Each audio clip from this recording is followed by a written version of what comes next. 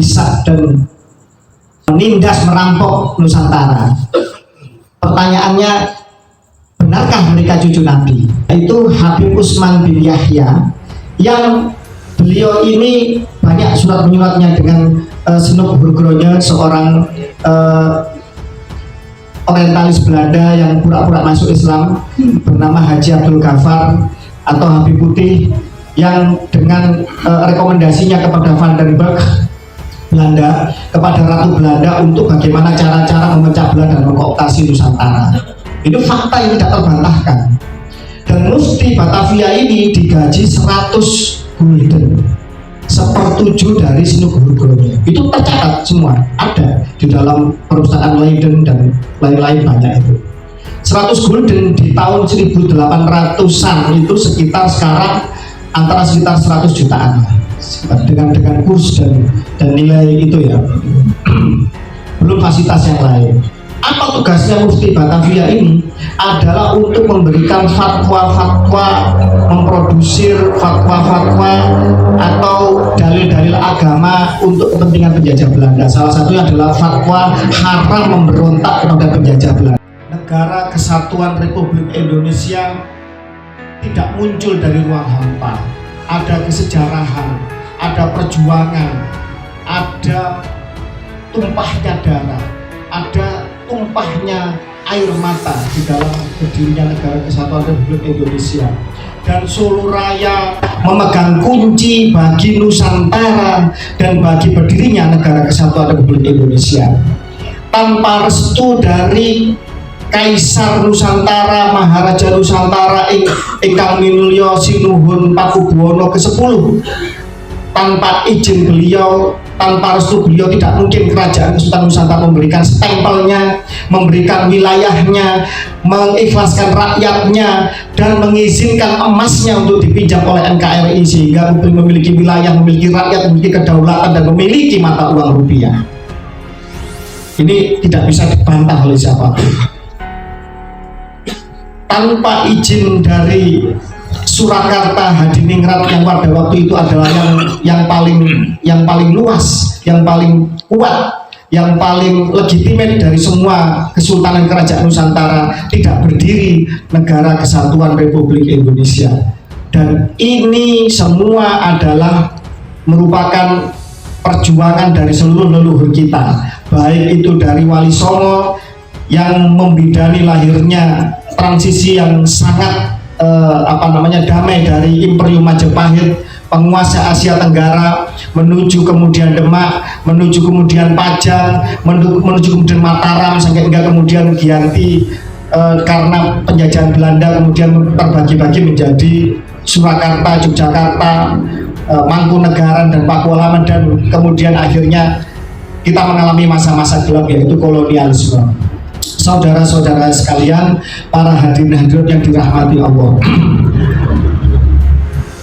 adiluhung dan luhurnya nilai-nilai bangsa ini wajib kita banggakan, kita tanamkan di dalam jiwa kita, bahwa dengan kemerdekaan ini dan dengan modal luhur dari masa silam ini menjadikan kita bangsa yang agung dan besar. Tetapi akan menjadi ironis ketika kita yang mengklaim dirinya sudah merdeka, ternyata di dalam hati kita masih ada mental-mental orang-orang yang terjajah atau inlander. Jadi ketika zaman penjajahan itu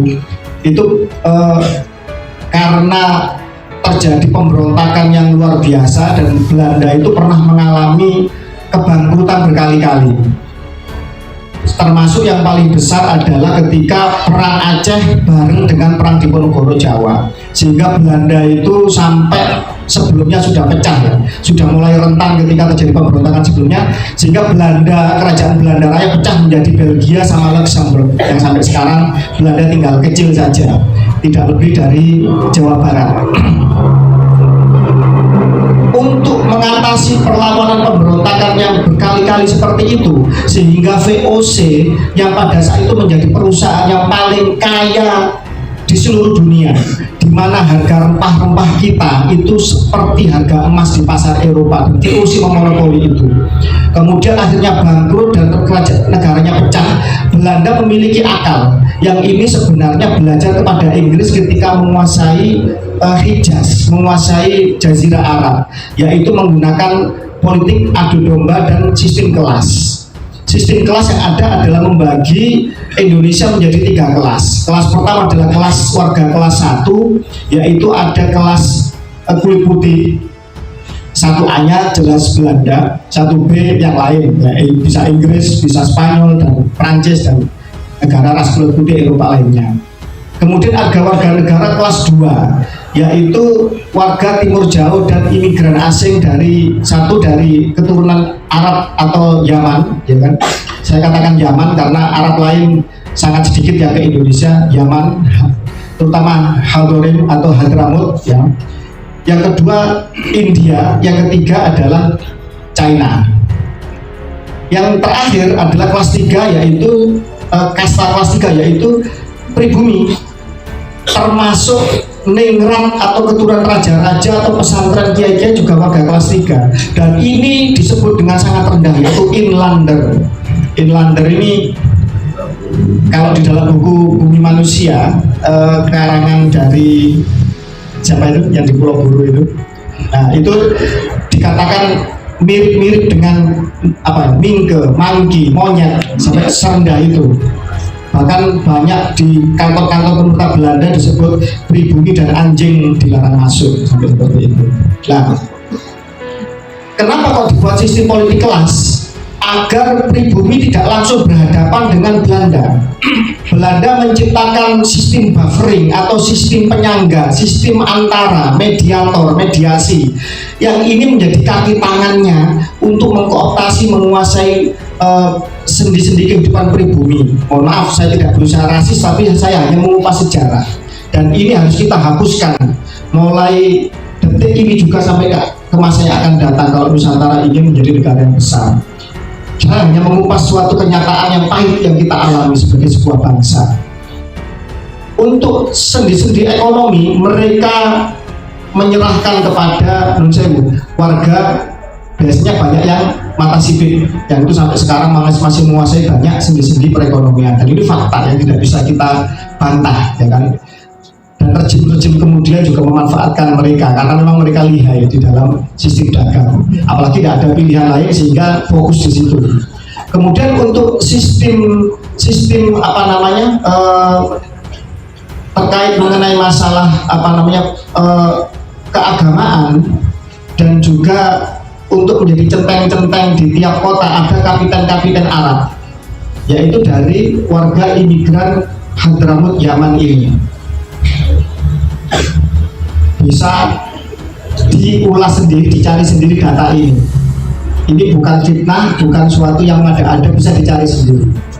Sampai kemudian Belanda mengangkat Mufti Batavia atau Ketua MUI Pusat. Nah, gitu ya, zaman sekarang Ketua MUI Pusat, yaitu Habib Usman bin Yahya, yang beliau ini banyak surat-menyuratnya dengan Snoek Burgroje, seorang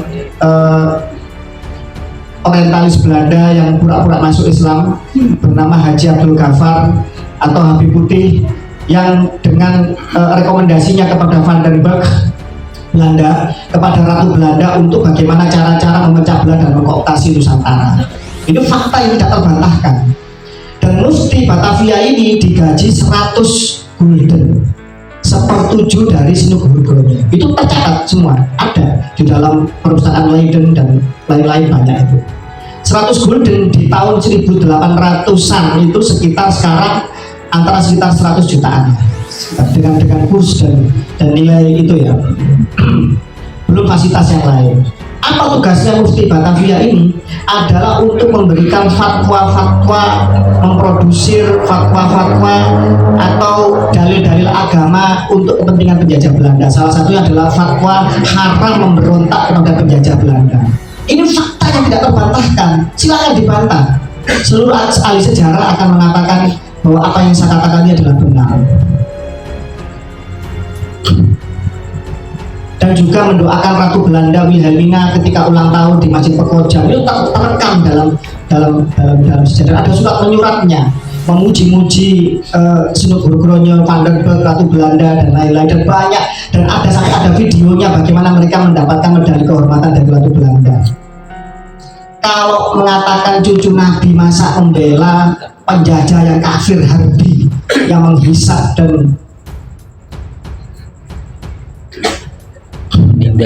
menindas merampok Nusantara, pertanyaannya, benarkah mereka cucu Nabi?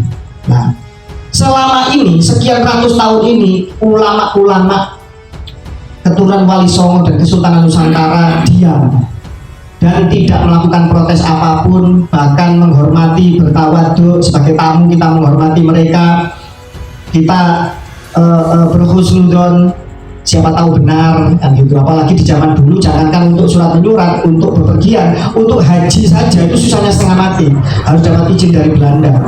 Kalau sudah di luar negeri, pulang ke sini sulit karena akan dicurigai.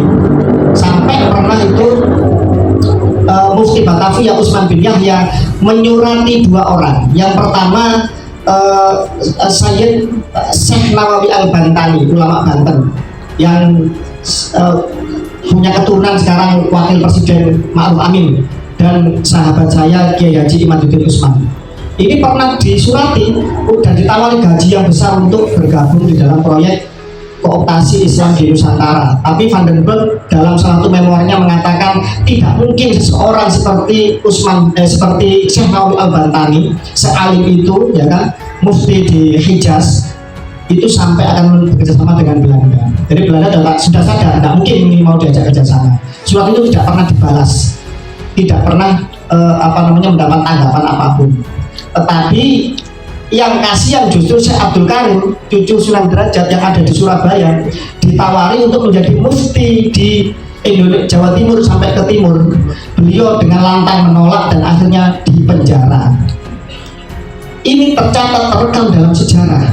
Dan cucunya banyak dan bisa memberikan kesaksian. Salah satunya adalah pengurus MUI Pusat Prah Sunan Derajat, Kiai Munawir Al-Qasimi, yang memiliki muassis pesantren Sunan Derajat di Parung, Bogor.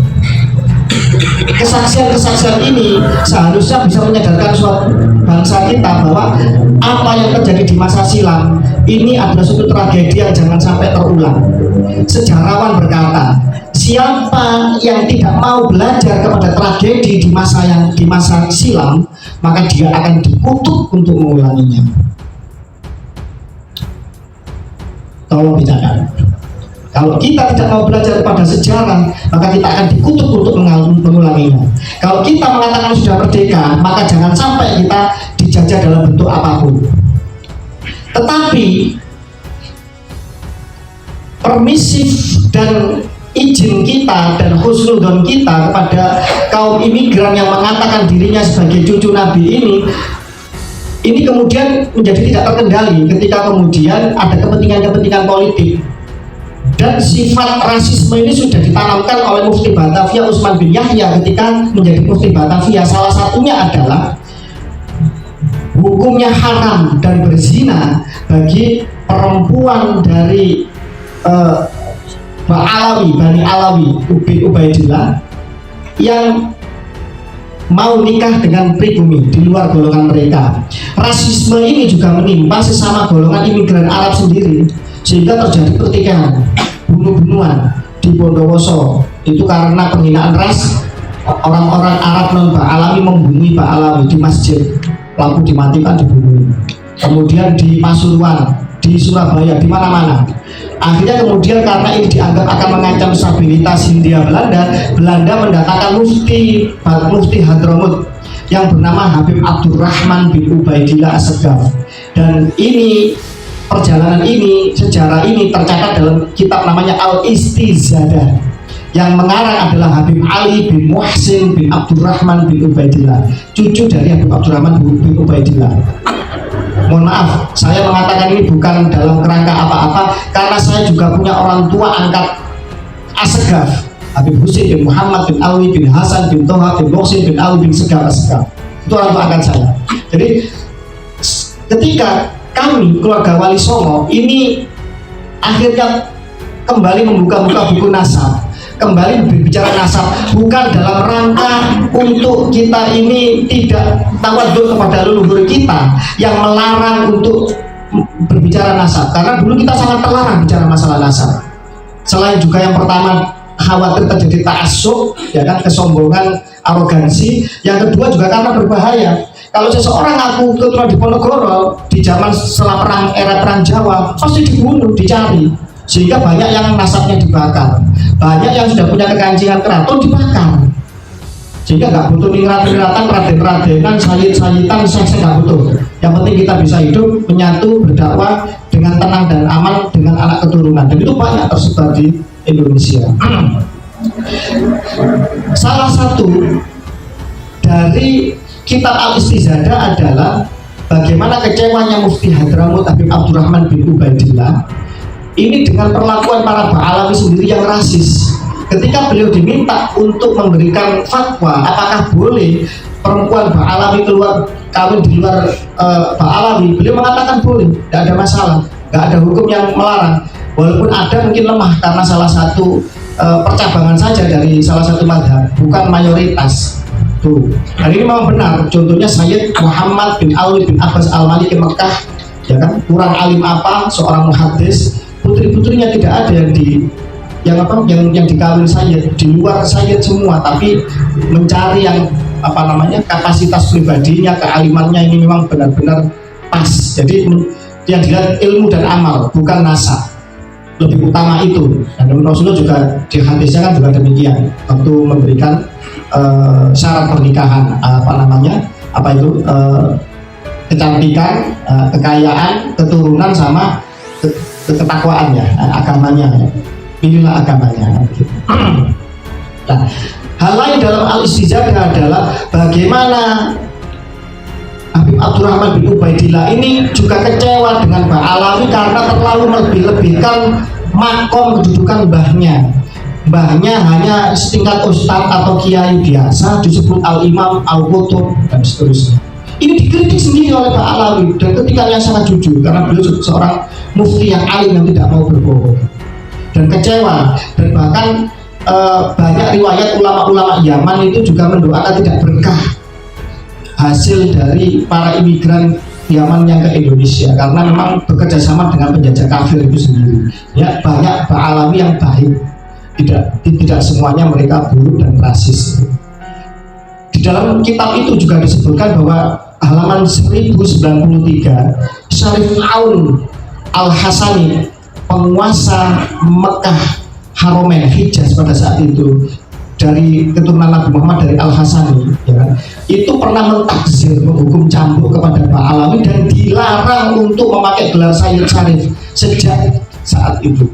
Artinya seorang raja dan seorang Sayyid Syarif yang punya nakobah dan persekutuan nakobah seluruh dunia sudah memberikan fatwa bahwa Ba'alawi dilarang untuk memakai gelar resmi sebagai keturunan Nabi, harusnya juga mengikat sehingga akhir zaman.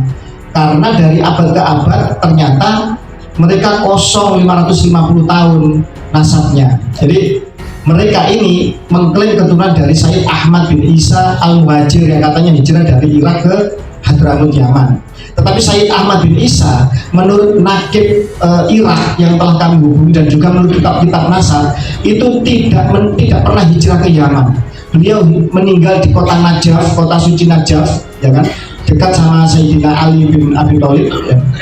Dan putranya hanya 3, Sayyid Muhammad, Ali, dan Husain. Tidak punya putra namanya Ubaidillah. Dan ini ada nakobahnya namanya Nakobah Bani Jamil, dan mereka bersaksi berkali-kali menulis surat teguran kepada Ba'alawi, jangan engkau mengaku sebagai ahlul bait Nabi dan keturunan dari Sayyid Ahmad bin Isa. Datuk-datuk kami tidak punya kakek, tidak punya saudara yang bernama Ubaidillah. Itu berkali-kali sudah. Nakib Mesir tahun 1985 contohnya yang masih hangat di dalam majalah Syarqul Ausat, majalah ilmiah Mesir. Sayyid Ali At-Tantawi juga menegur Ba'alawi jangan ngaku-ngaku keturunan Nabi. Sudah berkali-kali. Bahkan banyak yang sudah isbat di Oman, misalkan 300 Ba'alawi dibiayai oleh Sultan Qaboos Oman untuk tes DNA dan isbat ke Yordan, semuanya gagal total semua. Di mana gagalnya nanti saya jelaskan. Jadi Wali Songo tidak pernah membahas nasab, tidak pernah mengunggulkan nasab. Kesultanan juga tidak pernah membahas nasab. Bahwa sinun kita, sultan kita, baik Ngayogyakarta, Hadiningrat, baik Surakarta, baik Pajang, Demak, ternyata masih sayyid, jarang yang tahu. Nasabnya juga jarang yang tahu. Tetapi karena membangunkan macan tidur, akhirnya mau nggak mau kita ya harus membela harga diri kita, ini fardu ain. Kalau makam leluhur kita dikencingi orang, masa kita diam saja? Alangkah anehnya makam leluhur kita dikencingi orang, ya kan, dilempar tai orang, kemudian kita malah mendukung membela mereka. Akal waras mana yang seperti ini? Akhirnya Wali Songo, keluarga Wali Songo akhirnya mendirikan Nakoba Ansar Aulia Tis'ah, mulai membuka lagi manuskripnya, mulai membuka lagi buku-buku kitab nasabnya. Kemudian setelah ada nyambung, kemudian melakukan isbat internasional. Sunan Giri sudah dapat isbat dari Maroko, dari Yordan, dari beberapa negara Nakoba seluruh dunia, ya kan. Kemudian Sunan Gunung Jati juga sudah isbat. Itu sahabat saya Ingkang Sunuwun Tubagus Nur Fadil Al-Bantani Al-Husaini, nah, karena sudah keluar isbatnya. Itu Sunan Gunung Jati isbatnya keluar. Bukan hanya itu, keluarga Wali Songo karena takut dosa tes DNA, Pak. Dan ini tidak murah. Tes DNA-nya di lab Amerika, namanya Family Tree DNA. Sampai seperti itu karena takut dosa. Dan ada mutasi-mutasi Ahlul Bait Nabi di dalam darahnya keluarga Wali Songo, walaupun masih dikaji apakah Wali Songo ini keturunan garis laki-laki ataukah tidak keturunan lurus laki-laki. Nah sekarang yang satu kitab nasab ada, isbat internasional nyambung, keluar isbatnya, penetapan nasabnya dari syahadah nasab dari Nakoba Internasional. Tes DNA berani, ya kan, dan insya Allah akan dikembangkan dengan negara hadir melalui Badan Riset Inovasi Nasional, ya kan. Yang satunya kitab nasabnya terputus 550 tahun. Isbat internasional tidak ada satupun Nakoba yang memberikan isbat kepada Bani Alawi Habib Habib ini. Dan tes DNA gagal total. Sudah kita minta kalau ada yang mau berani maju kita biayai. Ternyata juga tidak ada yang berani maju untuk tes DNA. Sekarang menurut panjenengan, akal sehat kita mengatakan mana yang asli, mana yang palsu? Kira-kira Wali Songo apa Habib yang asli? Wali Songo. Nah sudah. Kalau jenengan punya emas itu asli, jenengan takut nggak untuk diuji kadarnya? Tidak takut. Nah harusnya kan gitu. Kalau orang ngaku emas saya asli, mana suratnya? Suratnya nggak ada. Ada tapi kami stempel sendiri di Jakarta, ya kan. Nah, cucu Nabi kok stempel Jakarta, cucu Nabi stempel di negara asal. Aku Yaman di stempel di Yaman, aku keturunan dari Irak stempel di Irak. Nggak bisa stempel sendiri di Jakarta. Kalau gitu orang Jawa, Papua, Flores, ya kan, bisa buat Nakoba sendiri. Kamu cucu Nabi, kami stempel sendiri, ya kan? Bisa. Nggak bisa seperti itu. Kaidah nasab itu harus diakui. Saya ngaku keturunan dari Jogja. Saya datang ke Bani Syihabuddin di Dongkelan. Saya tanya kepada Raden Kiai Burhan Munsif Dongkelan, Masjid Patok Negara Jogja, Kiai, saya ini katanya keturunan jenengan. Loh, jenengan kata siapa? Ini saya bawa saudara dari Bani ini, namanya Mas ini, ya Raden ini. Oke. Mbak Samen namanya apa? Namanya ini. Nah, saya diakui. Berarti saya saudaranya. Kalau ragu saya dites DNA, kan gitu kan? Lah ini tes DNA nggak berani, nggak ada yang mengakui, di stempel-stempel sendiri. Masuk. Nah, gimana? Ya, gampang saja, nggak usah diperumit. Kalau mereka memang mengaku keturunan Nabi, datang kepada Naam. Kami ngaku keturunan Nabi, kami siap dites DNA, kami minta diisbatkan dengan data-data kami. Nah, keluar enggak nanti? Tapi sampai detik ini tidak ada satupun yang nongol untuk berani tes DNA dan maju untuk isbat internasional. Karena mereka tahu bahwa pasti akan gagal, sehingga memframing jahat bahwa Wali Songo kepingin diakui jadi sayyid. Loh, ngapain? Mungkin kita sudah diakui di isbat internasional kok. Bahwa ini non sewu hidung pesek, muka tembem, nggak pantas jadi sayyid. Boom. keturunan, nasab itu di darah, di DNA, bukan di wajah. Seseorang Sayyid yang hijrah ke Sudan kemudian menikah turun-temurun dengan orang Sudan 15-20 generasi, kira-kira Arabnya tinggal berapa persen? Mesti akan jadi orang kulit hitam, orang negroid, luntur, mengalami mutasi genetik. Jadi ini memframing membuat narasi-narasi jahat untuk yang semakin membuat pribumi dan warga Nusantara ini semakin gitu loh. Menurut saudara saya peneliti BRIN, seandainya Wali Songo itu sudah hadir di Indonesia abad ke-13, kemudian mereka punya 3 putra saja, eksponensial 3 putra, 100 tahun 3 generasi hingga sekarang, insya Allah Wali Songo ini sekarang jumlahnya sekitar hampir 150 jutaan. Jadi saya yakin di antara panjenengan semua coba nanti telusuri, mesti nanti ada keterkaitan dengan Sunan apa, atau dengan Sultan mana, atau dengan Raden mana, mesti ada. Entah garis lurus laki-laki, entah itu zigzag atau parental ayah ibu, dan semua itu bisa diuji dan bisa dideteksi melalui tes DNA. Saya misalkan bukan garis lurus ke Wali Songo, ya kan, haplogrup saya O misalkan, kemudian saya tes DNA, nanti bisa dideteksi, oh generasi kesekian, sekian berapa ratus yang di masa silam, ya kan, itu ada kakek saya yang asli Nusantara itu menikahi seorang syarifah keturunan misalkan Sunan Giri, atau Sunan Kudus, atau Sunan Ampel. Nah, itu bisa semacam itu. Apalagi yang garis lurus laki-laki akan jelas, akan ketemu kode-kodenya Sayyidina Ali FGC 10500, kodenya Imam Hasan FGC 8702, kodenya Sayyidina Husain FGC 30416. Kita sudah belajar, kita sudah dengan ahlinya, tidak ngawur kita untuk mengkaji nasab dan seseorang, baik dari kitab nasab, baik dari sejarah maupun dari genetika. Sekarang Bani Alami Habib-Habib ini, ya kan, coba kalau ada HP buka sekarang, lembaga Eichmann EIJKMAN LIPI Profesor Herawati Sudoyo meneliti nasab Najwa Shihab, berapa ras Arabnya? Cuma 3% Pak. Yang lainnya ini ras India sama Afrika Utara. Nah, kemudian ketika membuka open posting Family Tree DNA, My Heritage DNA, dan ISOGG, ISOP, Asosiasi Ilmuwan Genetika Internasional, itu diketahui bahwa mereka haplogrupnya G, sama sekali bukan orang Arab, tapi keturunan lurus dari Kaukasia, Asia Tengah. Bahkan ada kode PF3296 punyanya Yahudi Ashkenazi yang mengisbat bukan siapa-siapa, tapi orang Yahudi sendiri sudah mengakui bahwa Bani Alami Habib-Habib ini adalah keturunan Yahudi. Wallahi saya bersumpah kalau saya bohong, saya dibetul-betul. Silakan dibuka jewisdna.net, di mana Asegaf dan Jamalulel itu telah diisbat menjadi keturunan bagian dari Yahudi internasional. Ada kodenya P303, ini sama dengan Yahudi Sephardi dari Sisilia, Italia yang hijrah ke Amerika, yaitu Al Capone yang menjadi pemimpin mafia gerombolan penjahat internasional pertama di Amerika.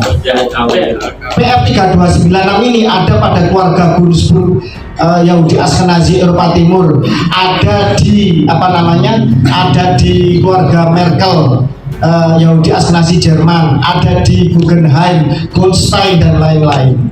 Terus mau ngomong apa?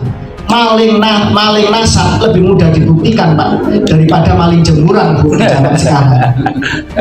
Lebih mudah dicari lebih mudah dicari orang yang mengaku-ngaku memalsukan nasab daripada orang yang lari dari bank kredit. Jadi semacam itu. Jadi ini zaman ini sudah zaman yang mutakhir. Surat menyurat, telepon, komunikasi, internet, ya kan, ilmu pengetahuan sudah sangat maju. Jadi jangan coba-cobalah berlaku rasis. Janganlah coba-coba menerapkan sistem kelas di Indonesia yang telah merdeka ini. Indonesia telah menjadi negara macan Asia, masuk 20 besar negara termaju ekonominya di dunia. Negara G20 dilansir akan menjadi negara terkuat keempat tahun 2045. Amin. Amin, insya Allah. Freeport telah kembali sedikit demi sedikit mayoritas ke kita, tambang-tambang migas ke kita, ya kan.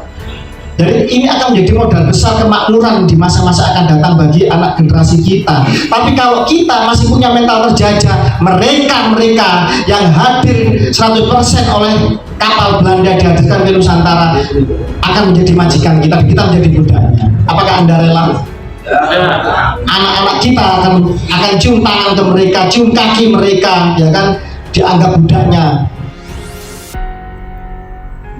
Malam ini di Sawit saya sangat gembira, sekelas MBC sudah bisa melakukan dialog interaktif seperti ini. Nah, kita tanya jawab nanti. Yang tidak setuju di mana, yang kurang jelas di mana. Ini bukan doktrinal, tapi ini diskusi ilmiah. Jadi bapak-bapak ibu-ibu sekalian, kesadaran ini harus kita lakukan karena apa? Karena kita tidak untuk diri kita dan generasi, tapi untuk generasi kita yang akan datang. Kalau kita masih punya mental, ketemu orang matanya biru kita minder, ketemu orang matanya sipit kita minder, ketemu orang hidungnya mancung, mulutnya difase-fasekan, jenggotnya dipanjang-panjangin kayak kambing bandot, kita minder. Kita masih terjajah, saudara-saudara sekalian.